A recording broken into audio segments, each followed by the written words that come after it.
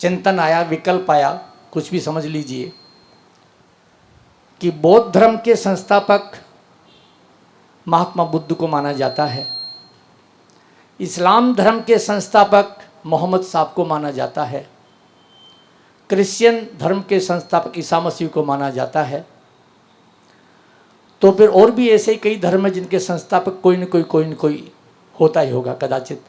लेकिन जैन धर्म के संस्थापक किसे माना जाता है? पढ़ते हैं कि अनादि निधन है, लेकिन वो थोड़ा सा दिमाग में तो रहता ही है कि महाराज जी इसका भी कोई संस्थापन तो हुआ ही होगा पहले, या सिर्फ अनादि निधन ही है। कृपया समाधान दीजिए। ओम नमः सिद्धिभ्य। पंच परमेश्वरी भगवान की आचार्य श्री विमल शंकर जी महाराज की जय। आचार्य गुरुदेव सनमती शंकर जी महाराज की जय। 3 करोड़ 9 करोड़ मुनिराजों की जय। द्वादशा गिनवानी माता की जय। बोले परम पूज्य आचार्य सुंदर सागर जी महामुनिराज की, मुनिराज की, मुनिराज की नमोस्तुते। अभी अभी आपके सामने सवाल आया है कि जब भी कोई वस्तु बनती है तो उसका कोई ना कोई बनाने वाला तो होता है, और यदि इंसान नहीं हो तो भगवान तो होता ही है। और ये मानता भी है कि जितनी भी वस्तु बनी है वो सब ईश्वर ने बनाई है, ईश्वर ही सबका कर्ता धर्ता होता है। और यहाँ तक कि यदि हम अपने घर में हमें सुख दुख भी मिला है तो वो भी किसने दिया है? ईश्वर ने ही दिया है। ईश्वर के बिना तो कुछ भी होता नहीं है। किंतु ये मानता है जैनियों की नहीं होती है, क्योंकि जैन लोग जो होते हैं वो स्वयं अपने आप के कर्ता धर्ता होते हैं। हमारे जैन शासन में किसी भी तीर्थंकर को, किसी भी भगवान को कर्ता नहीं माना गया है, किंतु अन्य सभी स्थानों पे भगवान को कर्ता धर्ता माना गया है। और ऐसे जैनी भी हो सकते हैं, ऐसे जैनी भी हो सकते हैं जो भगवान को कर्ता धर्ता मानते हो। आप में से भी कोई हो सकता है जो भगवान को अपना कर्ता। और आजकल तो बोला भी जाता मेरा आपकी कृपा से सब काम हो रहा है, करते हैं मेरे भगवान और मेरा नाम। तो ये ध्यान रखना, जैसे अभी आपने सुना कि बुद्ध धर्म को स्थापित करने वाले कौन हुए? महात्मा बुद्ध। इस्लाम धर्म को स्थापित करने वाले कौन हुए? मोहम्मद साहब। और ये इस ईसाई धर्म को स्थापित करने वाले ईसा मसीह। सिख धर्म को स्थापित करने वाले गुरु नानक हुए। और हिंदू धर्म को तो लोग सनातन कहते हैं कि वो सनातन है। अब नंबर आता है जैनों का। यदि हिंदू धर्म सनातन है, सनातन मैंने सनातन धर्म की जय हो। सनातन का अर्थ क्या हुआ? चला आ रहा है, चला आ रहा है, एक के बाद एक के बाद एक के बाद अवतार लेते रहते हैं। और जब हम गीता पढ़ते हैं या महाभारत देखते हैं तो महाभारत में जब अर्जुन के सामने कौरव खड़े थे, कौरव के सामने पांडव खड़े थे, तो अर्जुन को भी युद्ध करना था। और जब वो युद्ध के मैदान में पहुंचा तो उनका सारथी कौन थे? 3 खंड के अधिपति भगवान। भारत जी कौन? भगवान। भगवान भगवान पदम जी माइक आपके पास में। भगवान श्री कृष्ण। भगवान श्री कृष्ण थे या नारायण श्री कृष्ण थे? नारायण श्री कृष्ण। अब और उस समय जब अर्जुन युद्ध करने के लिए तैयार नहीं हो रहा था, वो कह रहा था कि ये मेरे पितामह हैं जिन्होंने मुझे गोद में खिलाया है, मैं इस पे कैसे बाण चलाऊंगा? और ये मेरे गुरुनाचार्य जिन्होंने मुझे शिक्षा दी है, मैं इन्हें कैसे मार सकता हूँ? ये मेरे धिक्राज, ये मेरे काकाश्री हैं। और ये जो कर्ण हैं, दुर्योधन हैं, ये सब मेरे भाई हैं। और ये विदुर जिनकी गोद में बड़ा होकर हमने चलना सिखाता है, ऐसे विदुर को मैं कैसे मारूंगा? जब नारायण कृष्ण जी ने क्या कहा था? अपना विकाल विराट रूप दिखाया था। और उस रूप में क्या दिखाया था कि सब के सब मेरे अंदर ही समाहित हो रहे हैं, सबका पालन करता कौन है, मैं ही हूं। चित्त भव्य आत्माओं, जैन शासन ये बात नहीं मानता। जैन शासन ये तो कहता है कि एक आत्मा के अंदर अनेक आत्मा समा सकती है, एक सिद्ध के अंदर अनेक सिद्ध समा सकते हैं, किंतु सबकी सत्ता भिन्न भिन्न है। वैसे ही जैन शासन को बनाने वाला कोई तो होना चाहिए। जब सब वस्तु को बनाने वाला कोई ना कोई, ये मोबाइल किसी ने बनाया ना, मोबाइल, रेडियो आविष्कार किया, टीवी का आविष्कार किया, मकान का भी आविष्कार किया। आदि आदि नट ना होते तो कृषि असी मसी कृषि वाणिज्य शिल्प कला आती नहीं। तो हर वस्तु का निर्माण करने के लिए कोई ना कोई व्यक्ति होता है। और यहाँ तक कि अंग्रेजी को स्थापित करने वाले भी कोई ना कोई हुए हैं। और आजकल तो रेकी को भी स्थापित करने वाले, बड़े बड़े योगा को स्थापित करने वाले भी हो गए हैं। वैसे ही जिन शासन को स्थापित करने वाला कोई तो होना चाहिए। पहली बात तो ये ध्यान रखना, जो वस्तु स्थापित की जाती है वो त्रिकालिक नहीं होती है। जो वस्तु बनाई जाती है वो कभी त्रिकालिक, कभी ना कभी विनाश को प्राप्त होगी। जो वस्तु दूसरे लोग स्थापित करते हैं वो कभी वस्तु बदलती रहती है। इसलिए ये ध्यान रखना, जो कोई बनाता है वो संप्रदाय होते हैं, रीति रिवाज होते हैं, और रीति रिवाज समय आने पर बदलते रहते हैं। किंतु धर्म जो होता है कोई बनाता नहीं है। धर्म किसी को, धर्म तो आपका पालन कर सकता है, किंतु आप धर्म को बना नहीं सकते। जिन शासन को ना तो किसी ने बनाया था, ना बनाया है, और ना बनाएगा, अनादि निधन है जिन शासन, अनादि निधन।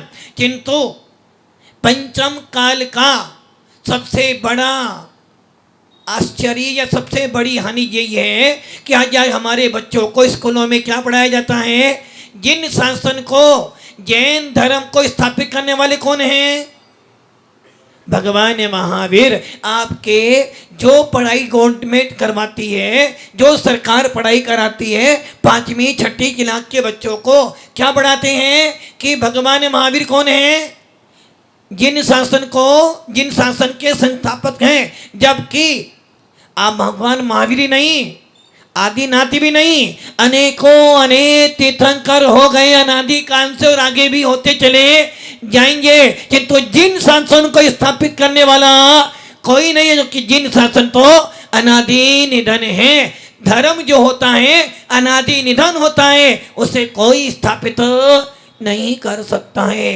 किंतु बड़े दुख की बात है कि हमारा ही भाई, कौन, पदम जी कौन, हमारा ही भाई, एक घर में 2 बेटे हैं। एक तो जिनेंद्र देव के अनुसार चलता है, दूसरा जिनेंद्र देव का विरोध करता है। भाई तो अपना ही है, गलत रास्ते पे चल रहा है, और गलत रास्ते पे चल चल कर धर्म को तोड़ रहा है। इसलिए अपना ही भाई कह रहा है, भगवान महावीर ने जिन शासन स्थापित किया, और आज आपके बच्चों को यही पढ़ाया जा रहा है। इसलिए बहुत जरूरी है समीचीन ज्ञान को देना। इसलिए जिन शासन का कोई संस्थापक नहीं है। हाँ, इतना हो सकता है, इतना कह सकते हैं कि काल परिवर्तन होता है, काल परिवर्तन होता है, उत्सर्पणी अवसर्पणी। और जब उत्सर्पणी अवसर्पणी काल परिवर्तन होते हैं तो धर्म का ह्रास भी होता है, किंतु नष्ट नहीं होता। इतना जरूर कह सकते हैं कि हुंडा अवसर्पणी काल में ऐसे प्रथम तीर्थंकर आदिनाथ हुए जिन्होंने जिन शासन का प्रचार किया, किंतु उसे स्थापित नहीं किया है। इसलिए भव्य आत्माओं, जिन शासन अनादि निधन था, अनादि निधन है, और अनादि निधन रहेगा। नमस्ते गुरु। एक सप्लीमेंट्री और थी जिज्ञासा, लिखा था, ये पढ़ा था, होता स्वयं जगत परिणाम, मैं जग का करता क्या काम। इस उक्ति से क्या हम परतंत्र हो गए, और परतंत्र यदि हो गए फिर पुरुषार्थ की क्या आवश्यकता रहेगी। होता स्वयं जगत परिणाम, मैं जग का करता क्या काम। भव्य आत्माओं जो सुनिश्चित है, मैं किसी का कुछ भी कर नहीं सकता। मैं चाहूं मेरा, मान लो प्रदीप कासलीवाल जी बैठे, इनके दो बेटे हैं। एक बेटा बहुत बहुत बहुत बहुत, कासलीवाल जी एक बेटा बहुत बहुत बहुत बहुत,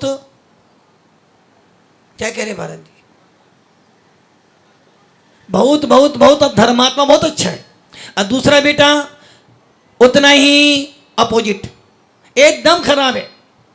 अब कासलीवाल जी अपनी वसीयत लिखना जाएंगे तो उसमें लिखे मेरा छोटा बेटा बहुत खराब है, उसे कुछ नहीं दूंगा, वो खराब बना, ऐसा लिखोगे क्या? प्रयास करेंगे कि मेरा बेटा अच्छा बन जाए, अच्छा बनाने के लिए प्रयास करोगे, किंतु क्या आप उसके भाग्य को बदल सकते हो? यदि उसका भाग्य खराब है तो आप नहीं बदल सकते, और आप ही नहीं, तीर्थंकर भी नहीं बदल सकते। मैं अपने भाग्य का निर्माता स्वयं हूं, इसलिए होता जगत स्वयं परिणाम, मैं जग का करता क्या काम। अरे भैया, संसार की तो बात छोड़, जिनको मैंने पाल पोस के बड़ा किया है उनके परिणामों का भी मैं करता नहीं हो सकता। फिर तीन लोक को मैं कैसे बना सकता हूं? तीन लोक अपने आप परिणामन करते हैं, प्रत्येक वस्तु स्वतंत्र है, मैं भी स्वतंत्र हूं। घर में जितने मेंबर हैं सबके सब स्वतंत्र हैं, सबकी सत्ता अलग अलग है। जब मैं अपने घर के पांचों मेंबरों के परिणाम नहीं बना सकता है जैसे, तो तीन लोक का मैं करता कैसे हो सकता हूं?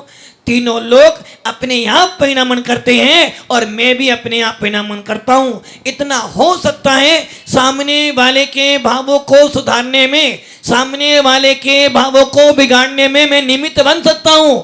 कारण तो हो सकता हूं, उपादान कारण नहीं बन सकता हूं। इससे ये सीखनी चाहिए कि मेरे कर्म अच्छे हो या बुरे हो, करने वाला मैं हूं, मेरे कर्मों का बंटवारा कोई नहीं कर सकता। इसलिए जिन शासन कहता है स्वतंत्र थे स्वतंत्र हो, स्वतंत्र ही रहोगे, स्वाधीन हो पराधीन मत बनो। नमोस्तु गुरुदेव। आइएगा, शंका लेके आ रहे हैं पदम जी सरावगी, और तत्पश्चात तैयार रहेंगे संदीप जैन। आचार्य श्री के चरणों में मेरा और मेरे परिवार का त्रय बार नमोस्तु नमोस्तु नमोस्तु। आचार्य श्री, कल माताजी की क्लास में हम चर्चा कर रहे थे आयुबंध के बारे में, कि जो आयुबंध होके आता है उसके 2/3 भाग के बाद नया आयुबंध होता है, और फिर ऐसे मौके 8 बार मिलते हैं। एक मौके के बाद जो दूसरा मौका आता है उसके बाद में, उसके बीच में जो अवधि होती है सभी मौक़ों के बीच में, तो उस पीरियड में जो जीव है वो जिंदा रहता है, इस बात की क्या गारंटी महाराज जी? देखो, कल आपने आयुबंध के बारे में पढ़ा था और ये सुनिश्चित है, बहुत अच्छी चर्चा थी कल, क्योंकि यदि हमें अपने आयुबंध के बारे में मालूम हो जाए कि आयुबंध कैसे होता है तो हम कम से कम पापों से डरने का प्रयास करेंगे। और जब हमारी कसाएं बढ़ेंगी, जब हमारे खोटे परिणाम होने वाले होंगे, तो हम सोचेंगे नहीं भैया, यदि एक बार गलत परिणाम हो गया तो आयुबंध हो जाएगा। इसलिए आयु बंद करने की विधि बतलाई थी कि आयु बंद करने के लिए आपको 8 अवसर मिलते हैं, जिन्हें हम कहते हैं 8 अपकर्षण काल। और इन 8 अपकर्षण काल में यदि पहले अपकर्षण काल में आयु का बंध नहीं हुआ, और आयु बंद कैसे होती है? संपूर्ण आयु के 3 भाग करते हो, जिसमें से 2 भाग बीत जाने के बाद पहला अवसर आपको मिलता है। और उदाहरण दिया था कि 90 वर्ष की आयु है, 60 वर्ष निकल गए तो पहला अपकर्षण काल पड़ेगा। यदि पहले अपकर्षण काल में आपको आयु बंद नहीं हुआ, दूसरा मिलेगा, तीसरा मिलेगा, चौथा, ऐसे करते करते 8 तो मिलेंगे। और इन 8 में भी तुझे आयु बंद नहीं हुआ, हो सकता नहीं हो 8 में जिंदा रहोगे, और 8 में आयु बंद नहीं हुआ तो अंतिम समय में, जिसे हम कहते हैं असंक्षिप्त काल, अर्थात मरने से एक अंतर्मुहूर्त पहले तुझे आयु बंद होगा, और उसके बाद तू अंतर्मुहूर्त विश्राम करेगा जब तेरा मरण होगा। मान लो मेरे को 5 अपकर्षण काल में आयु का बंध नहीं हुआ, अब मुझे छठे में आयु का बंद होना है। उससे पहले देखिए ये निश्चित हैं, ये सिद्धांत हैं, बिना आयु बंद किए मरण होना नहीं है। तो जो आपने सवाल किया कि हमने यदि ये 8 अपकर्षण काल मिलेंगे, यदि हम उसमें बीच में जिंदा रहेंगे, गारंटी क्या है? यदि आप जिंदा ना भी रहो, हो सकता है कि पहला अपकर्षण काल आया, आयु बंद नहीं हुआ, अब आपको मरने का समय आ रहा है, तो फिर भी आयु बंद तो आपको करना ही पड़ेगा ना। अपकर्षण काल का मतलब ही यही है कि आपकी संपूर्ण आयु में से 3 भाग करने पे 2 भाग बिकने पर आयु बंद होगा। अब जब भी आपकी आयु बंद होगा, यदि आपके 3 भाग तो पड़ेंगे ही पड़ेंगे, यदि 8 अपकर्षण काल निकल जाएंगे तो अंत मुहूर्त में आपका आयु का बंद हो जाएगा, और बिना आयु बंद की आप मरण नहीं होगा। और आप ही नहीं, चारों गति का कोई भी जीव, भले वो देव हो, नारकी हो, तिनंच हो, मनुष्य हो, 1 इंद्रिय हो, 2 इंद्रिय हो, 5 इंद्रिय हो, जब तक आयु बंद नहीं होगा मरण नहीं कर सकता है। इसलिए आयु बंद किए बिना मरण होने वाला नहीं है। नमस्ते। आइएगा, शंका लेके आए संदीप जी जैन, तत्पश्चात तैयार रहेंगे पारस शाह।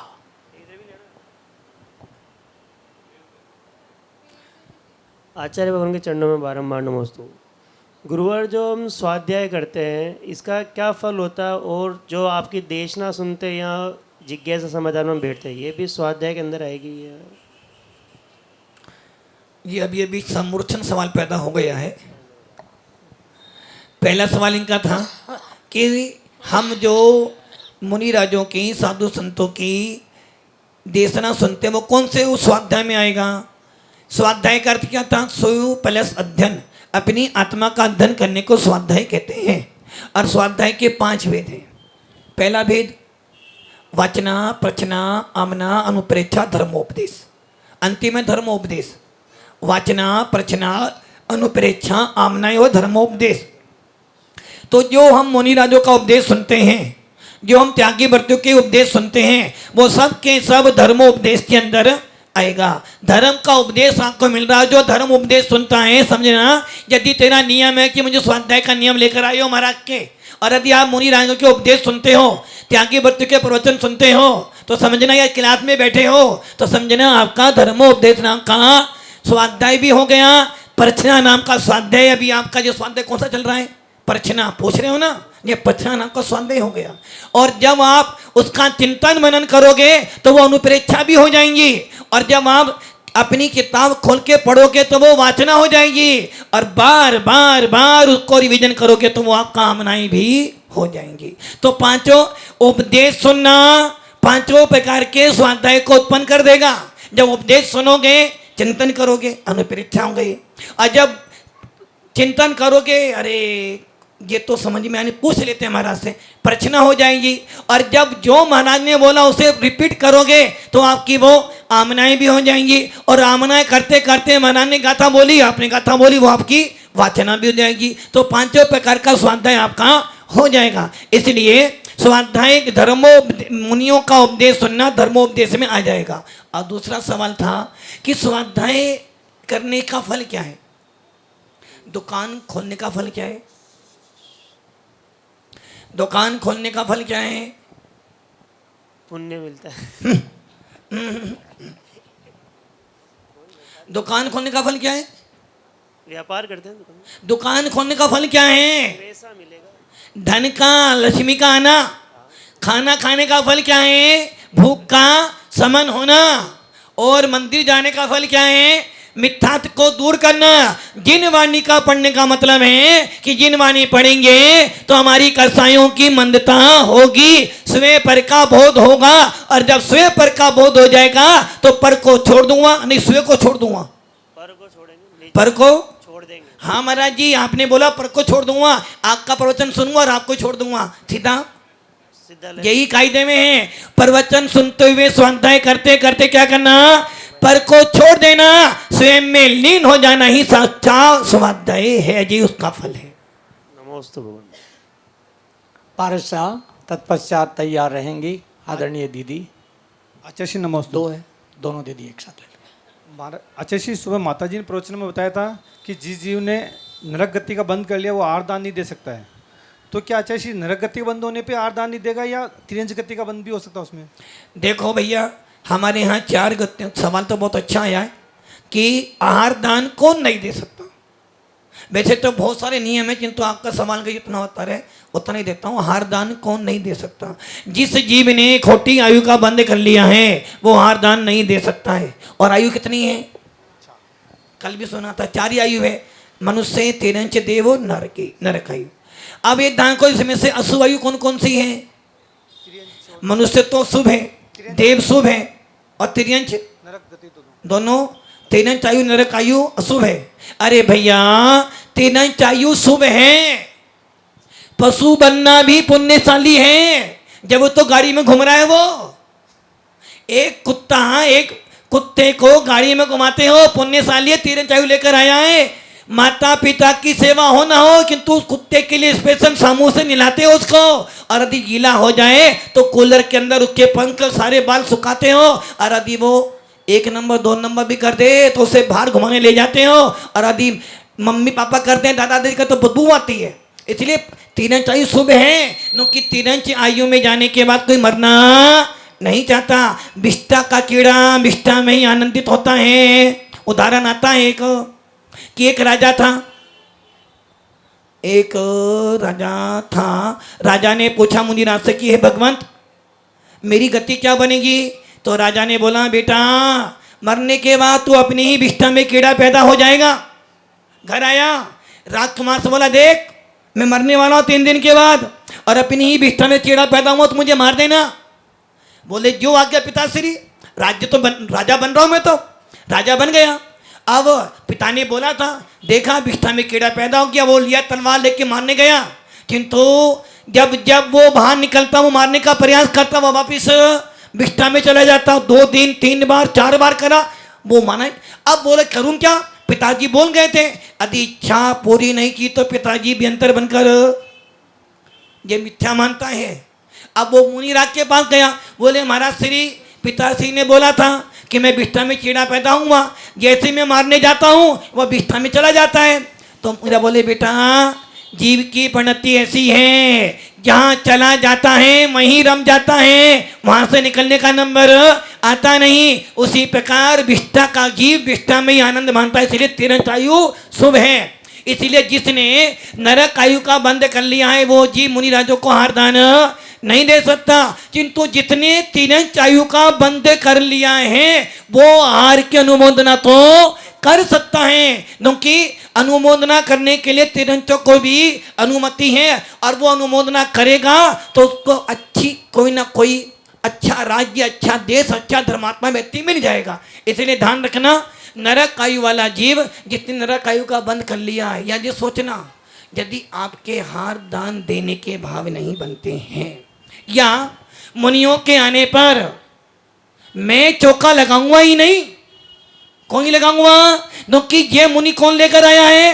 भारत जी लेकर आए हैं। मेरे महाराज जब आएंगे भी चौका लगाऊंगा तो समझना तेरे को कहीं ना कहीं, समझदार के लिए सारा काफी। अरे महाराज जी आए ना, मुझे किसी ने पूछा ही नहीं था, किसी ने मुझे बुलाया ही नहीं ये चौका लगाने के लिए, भाई मीटिंग में मुझे बुलाया ही नहीं, इसलिए अब चौका तो लगाना ही नहीं, और स्वयं तो लगाया नहीं दूसरों को भी। तो समझना, या तो तुझे नरक आयु का बंद हो गया है, या तुझे नरक आयु का बंद होने जा रहा है। इसलिए जब भी मुनि मिले सोच लेना, हो भाग्य है मेरा कि मेरे नगर में अतिथि आए हैं। अरे भैया, घर में तो हर रोज कोई ना कोई मरता है, यदि मुनि राजों को एक बार हार करवा दूंगी घर में तो समझना सारे भूत परे सब भाग जाएंगे। इसलिए कभी भी दान देने में कंजूसी करना नहीं, दिल खोलकर दान करोगे तो दिल खोलकर पढ़ कर आएगा भी। इसलिए जिनको नरक आयु का बंद हो गया वो ना आहार दान दे पाते हैं और ना ही आहार दान ले पाते। आइएगा, अपनी जिज्ञासा लेके आ रही हैं आदरणीय हिमानी दीदी, तत्पश्चात तैयार रहेंगी सलोनी दीदी। इसे कहते हैं अकलबंद। नमस्ते आचार्य जी। आचार्य जी, चारित्र दो प्रकार का होता है, सकल चारित्र और विकल चारित्र। छह डाला में एक स्वरूपाचरण चारित्र भी आया है, तो वो स्वरूपाचरण चारित्र क्या होता है और होता है कि नहीं? किसी के मुख से ये सुना था कि स्वरूपाचरण चारित्र नहीं होता है, क्या होता है कृपया समझाएं। आचार्य भगवंत कुंद कुंद स्वामी अपने अष्टपौड़ में और आचार्य भट्टिकेर स्वामी अपने मूलाचार में चारित्र की चर्चा करते हैं। उसी प्रकार आचार्य नेमिचंद सिद्धांत चक्रवर्ती देव ने भी गुण स्थानों में जीव कांड के अंदर चर्चा की है चारित्र की। तो सबसे पहली बात तो यह रही, चारित्र के दो भेद होते हैं, एक देश चारित्र और सकल चारित्र। एक देश चारित्र का मतलब है प्रतिमाधारी आदि बन जाना, सकल चारित्र का मतलब मुनिराज हो जाना। अब आता है एक यथाख्यात चारित्र, जिसको हम यथाख्यात चारित्र बोले, स्वरूपाचरण चारित्र बोले, बात एक ही है। स्वरूपाचरण चारित्र का नाम आचार्य कुंद कुंद स्वामी ने समय सार में दिया है। स्वरूपाचरण चारित्र का मतलब है आत्मा को आत्मा में आत्मा से स्थापित कर कर, अर्थात जहाँ पर कोई विकल्प न हो ऐसी अवस्था, अर्थात सातवां आठवां नौवां दसवां गुणस्थान जहाँ पर आत्मा को आत्मा में विराजमान कर दिया, सारे विकल्पों से रहित शुद्धोपयोग की दशा जो होती है उसे कहते हैं स्वरूपाचरण चारित्र। स्वरूप में ही लीन हो जाना, उसका नाम है स्वरूपाचरण चारित्र होता है। किंतु कुछ लोगों की मानता है चौथे गुणस्थान में ही स्वरूपाचरण चारित्र हो जाता है। जब धीरे धीरे गुणस्थान, अभी तो गुणस्थान ही समझ रहे हो, अभी तो पहला भी नहीं आया है। जब गुणस्थान पढ़ोगे तो चर्चा वहां करेंगे, किंतु ये ध्यान रख लेना स्वरूपाचरण चारित्र श्रावकों के नहीं होता है। स्वरूपाचरण चारित्र तो छठे गुणस्थानवर्ती मुनियों को भी नहीं होता है। स्वरूपाचरण चारित्र तो सातवें आठवें नौवें गुणस्थानवर्ती मुनि राजों के होता है। इसलिए चारित्र तो होता है और वो चारित्र चतुर्थ काल में भी पाया जाता है, पंचम काल वाले मुनियों के अंदर स्वरूपाचरण चारित्र नहीं पाया जाता है। आचार्य एक क्वेश्चन ये है कि शावक तीन प्रकार के होते हैं, पाक्षिक और नैष्ठिक और साधक शावक। तो पाक्षिक में कौन से आएंगे, नैष्ठिक में कौन से आएंगे और साधक में कौन से? जब हम लोग केकड़ी में थे तो मोहन श्री आदित्य सागर जी ने संगोष्ठी करवाई थी और उस संगोष्ठी में हम भी गए थे और उस संगोष्ठी में ये भी सवाल आया था जिसका प्रमाण दिया था। श्रावक तीन प्रकार के हैं, पाक्षिक, नैष्ठिक और साधक। नैष्ठिक श्रावक, पाक्षिक श्रावक उन्हें कहते हैं जो पक्षपात करता है। आप करते हो पक्षपात? आप नहीं करते। हालांकि आप करते हो पक्षपात? नहीं करते। तो फिर आप श्रावक भी? हम तो करते हैं भाई। पाक्षिक जो पक्ष लेता है कि मेरा पक्ष, मेरा धर्म सिर्फ जिनेंद्र देव को छोड़कर मेरा कोई पक्ष, आप लोग नहीं करते ना ऐसा बात। जिनेंद्र देव के जो जिनेंद्र देव के धर्म को स्वीकार करे, भाई कौन है तू? मैं जैन हूं, जैन वीतरागी धर्म को मानता हूं, उसे कहते हैं पाक्षिक श्रावक। पक्ष करता है, जो पक्ष जिनेंद्र देव का है वही मेरा पक्ष है। आप करते हो? तो आप सब पाक्षिक श्रावक का मतलब है जो जिनेंद्र देव के शासन को माने, जो वीतराग शासन को अंगीकार करे, जो वीतराग शासन पे श्रद्धा करता और कहता है भैया जिनेंद्र वीतरागी भगवान से बड़ा कोई भगवान नहीं, निर्गम साधु से बड़ा कोई साधु नहीं और नमोकार मंत्र से बड़ा कोई मंत्र नहीं। जो इनका पक्ष करता है वो पाक्षिक श्रावक होता है। नैष्ठिक जो प्रतिमाधारी हैं 1 से लेकर 11 तक उन्हें नैष्ठिक श्रावक कहते हैं। और साधक उन्हें कहते हैं जो समाधि की साधना करते हैं, जो समाधि करने की तैयारी करते हैं, जो अपने आप को सलेखना व्रत में आरूढ़ करते हैं, उन्हें कहते हैं साधक श्रावक। एक प्रश्न और है, पूछो। भेद रत्नत्रय और भेद रत्नत्रय में क्या अंतर है? यानी भेद रत्न का मतलब होता है व्यवहार, व्यवहार रत्नत्रय। अभेद रत्न का होता है निश्चय रत्नत्रय। जब 6 डाला पढ़ते हो तो तीसरी डाल के अंदर पहले छंद में आया है कि व्यवहार और निश्चय। और आचार्य कुंद कुंद स्वामी ने समय सार में कहा व्यवहार मोक्ष मार्ग और निश्चय मोक्ष मार्ग। तो व्यवहार मैंने भेद मोक्ष मार्ग और निश्चय मैंने अभेद मोक्ष मार्ग। और कुछ लोग कहते हैं व्यवहार तो जड़ की क्रिया है, किंतु भव्य आत्माओं कुंद कुंद स्वामी कह रहे हैं पहले व्यवहार करेगा जब निश्चय में आएगा। पहले व्यवहार मोक्ष मार्ग, फिर निश्चय मोक्ष मार्ग, पहले भेद विज्ञान, पहले भेद मोक्ष मार्ग, उसके बाद अभेद मोक्ष मार्ग। भेद से अभेद में जाना है, इसलिए भेद मोक्ष मार्ग व्यवहार मोक्ष मार्ग है, अभेद मोक्ष मार्ग निश्चय मोक्ष मार्ग है। आइएगा सलोनी दीदी, तत्पश्चात तैयार रहेंगे आदरणीय उमंग नमोस्तु भैया आचार्य श्री। जी। उमंग भैया जी। नमोस्तु महाराज जी, वंदाई माता जी, इच्छाई माता जी, इच्छाई महाराज। आचार्य श्री, रत्नाकरण शौकाचार में सम्यक दर्शन से जो युक्त जीव होता है, मतलब जो सम्यक दृष्टि जीव होता है, वो कभी भी नरक, तिर्यंच, स्त्रीवेद, पुरुष, नपुंसकवेद उनमें पैदा नहीं होता। लेकिन आयु का बंध तो कभी भी हो सकता है, कौन से भी समय में, मतलब कोई सा भी भाव हो। जैसे कोई सम्यक दृष्टि जीव है, अगर उसको नरक, मतलब नरक का भाव हो गया, ऐसा मतलब मार काट वर उसका भाव हो गया, तो क्या उसको फिर उस समय नरक आयु का बंध होगा? तो आपका सवाल क्या है, ये सवाल पूछो सीधा सीधा। मतलब वहाँ पर सम्यक दृष्टि जीव होता है, वो नरक तिर्यंच में पैदा नहीं होता।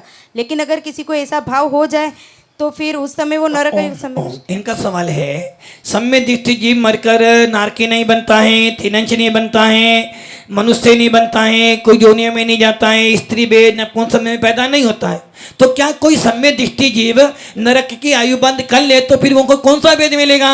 तो सबसे पहली बात ये समझ लेना, सम्यक दृष्टि जीव मरकर नियम से यदि सम्यक दृष्टि जीव है, यदि कोई जीव चौथे गुणस्थान में मरण करता है और सम्यक दृष्टि है, तो नियम से देव गति में ही जाएगा, स्वर्ग में ही जाएगा और सम्यक दर्शन सच पैदा होगा। ऐसा जीव सम्यक दृष्टि 6 डाला की तीसरी डाले में आता है कि सम्यक दृष्टि जीव, और कुंद स्वामी ने भी दिया है, सिद्धांत में लिखा है कि सम्यक दृष्टि जीव एक इंद्रिय में पैदा नहीं होता है, नारकी नहीं बनता है, स्त्री वेद नपुंसक में पैदा नहीं होता है, विकलांग नहीं होता, दरिद्री नहीं होता है, और ये नीच कुलों में पैदा नहीं होता है। अब सवाल है, यदि किसी सम्यक दृष्टि जीव ने आयु का बंद कर लिया है तो फिर क्या बनेगा? यदि आयु बंद कर लिया है तो कल सिद्धांत क्या सुना था, यदि एक बार आयु बंद हो जाए और फिर बाद में तू सम्यक दर्शन छोड़ तो मुनि भी बन जाएगा, तो तुझे वहां तो जाना पड़ेगा ही पड़ेगा।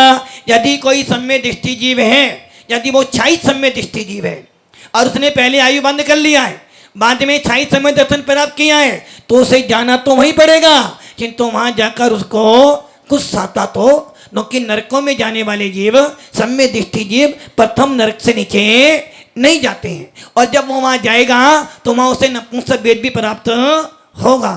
इसी प्रकार यदि किसी सम्यक दृष्टि जीव ने यदि मिथ्यात्वावस्था में तिर्यंच आयु का, मनुष्य आयु का बंद कर लिया है, तो मरने से एक अंतर्मुख पहले उसका सम्यक दर्शन छूट जाएगा और फिर वहां पैदा हो जाएगा। किंतु यदि सम्यक दृष्टि है तो वो देव गति में, स्वर्ग में जा सकता है अथवा नरक गति में, नरक आयु में पैदा हो सकता है।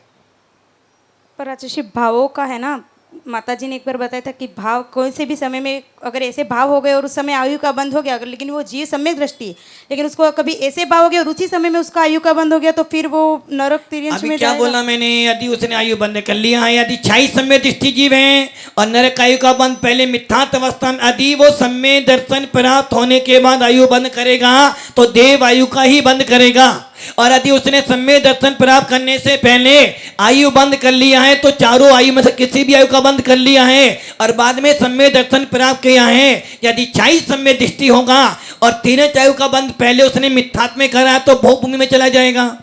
यदि उसने मनुष्यों का बंद किया है तो भोगभूमि चला जाएगा, और यदि उसने मनुष्यों का बंद कर लिया और 26 सम्यक दृष्टि नहीं है तो अपने ही सम्यक दर्शन को छोड़कर कर्म भूमि में पैदा हो सकता है, तिर्यंच भी बन सकता है, और यदि नरक आयु का बंद किया है तो सम्यक दर्शन छोड़कर ही जाएगा।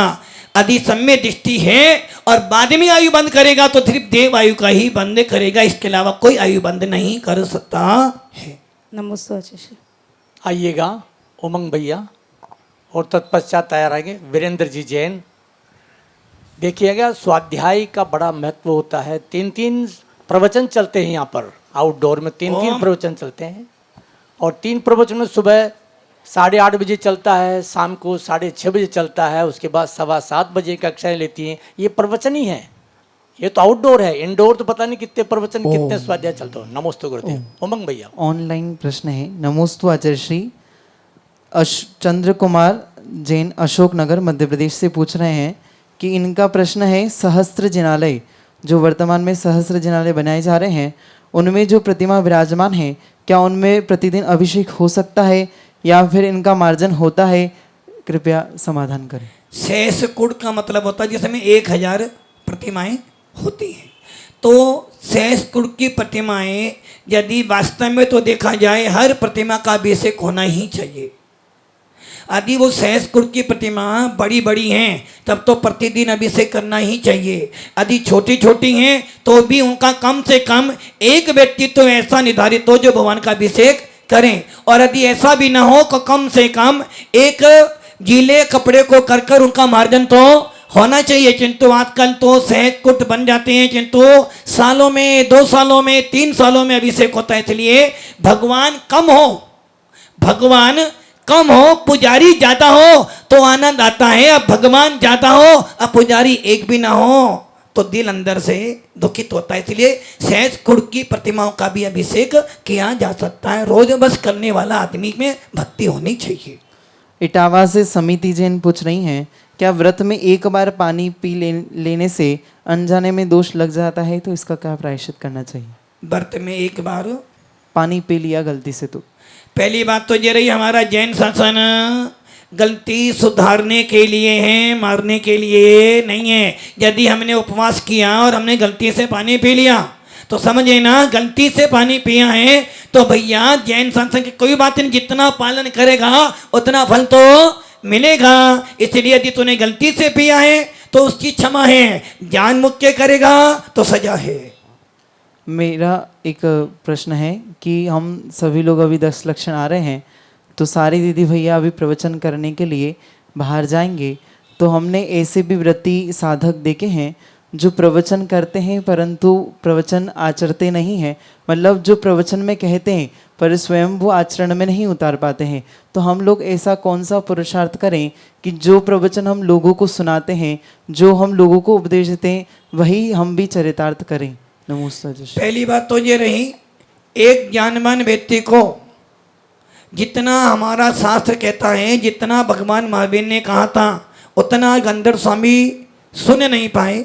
जितना गंधर्व स्वामी कह पाए उतने आचार्य लिख नहीं पाए, और जितने आचार्य लिख पाए उतने हम पढ़ नहीं पाए, और जितना पढ़ पाए उतना हम आचरण नहीं कर पाए। फिर भी एक साधक को कम से कम ये ध्यान रखना चाहिए, मेरे निमित्त से जिन शासन की आपराधना न हो, क्योंकि जितना हम कहते हैं उतना पालन किया नहीं जाता है, किंतु पालन करने का प्रयास जरूर करना चाहिए।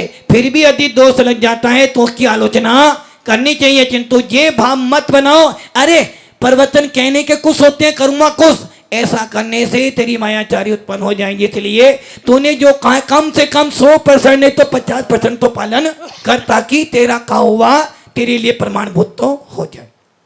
मैंने मायाचारी का स्वरूप अभी तक समझ नहीं पाया हूँ, क्योंकि कुछ लोग ऐसे होते हैं या फिर सभी लोग अधिकतर ऐसे ही होते हैं कि जहाँ पर अपना स्वार्थ होता है वहाँ पर वो मायाचारी को मायाचारी नहीं मानते हैं। ये तो व्यवहार है, ऐसा तो करना ही पड़ता है, परंतु जहाँ पर अपना स्वार्थ नहीं होता है वहाँ पर ये कहते कि नहीं ये तो मायाचारी है। तो मायाचारी का यथार्थ स्वरूप क्या है?